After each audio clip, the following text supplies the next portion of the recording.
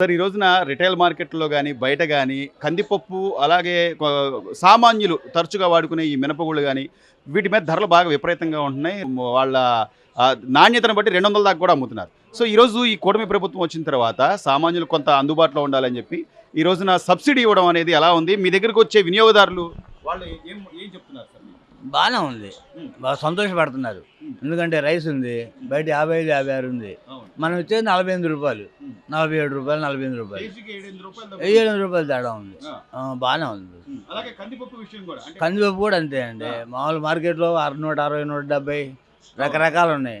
మంది 200 కూడా ఉంది. 200 కూడా ఉంది. మంది రూ. 140. హ్మ్. క్వాలిటీ రిమార్క్ లేదు. అవును. బాగానే ఉంది. సో అంటే పౌర సరఫరాల శాఖ మంత్రిగా నాదెళ్ల మనోహర్ గారు వచ్చిన దగ్గర నుంచి కూడా కొంత అవునవును కొంత వినియోగదారుల గురించి ఆలోచిస్తున్నారు అనుకోవచ్చు అంటారా? ఆలోచిస్తున్నారు. ఆ? ఆలోచించకపోతే 2 సార్లు రారు. బాగానే విజిట్ చేస్తూనే ఉన్నారు ఆయన. వస్తున్నారు. రైతు బజార్లు కానీ లేకపోతే ఆయనకి సంబంధించిన శాఖలు కానీ 2 సార్లు కూటమి ప్రభుత్వం వచ్చిన తర్వాత ఎట్లుందంటారు? బాగానే ఉంది. సేల్ బాగానే ఉంది. ప్రజలు కూడా రైస్ ఎక్కువ మన దగ్గరే తీసుకెళ్తున్నారు. బయట అంటే వాడు తీసుకోవడం కూడా కొంత సంతోషంగానే అమ్మాయి పర్లేదు మనకు అందుబాటులో ఏం లేదు, రేట్ కూడా అడగరు.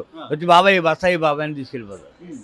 ఎట్లా సార్ ఈ బియ్యం రూ. 48. 48 రూపాయలు అంటే 26 కేజీల బ్యాగ్ 26 కేజీలు 1248. 1240 ఏంటి సార్ ఈ రకం ఏంటి బియ్యం? బీపీటీ. బీపీడీలే పాతవేనా? పాతవి కొత్త రెండో ఉంది. సో అంటే కొత్త ఏంటి స్టీమ్ అనమాట. స్టీమ్ ఇది మామూలు రా రైస్. రెండు సేమ్ రేటు. 48. రైట్స్ కూడా బాగానే అవుతుందండి. చాలా బాగుంది. అందరూ వాళ్ళు సంతోషం. ముందు కూరగాయలకు వచ్చినప్పుడు బాబాయ్ బాగున్నాయి బాబాయ్ బియ్యం అని చెప్పేస్తున్నారు నాకు. సో ఇదంతా కూడా ప్రభుత్వం తరపు నుంచే బాగుంది. గవర్నమెంట్ మీకు అవును వెసులుబాటు ఇవ్వడం వల్లే. అవును హ్యాపీగానే ఉంది.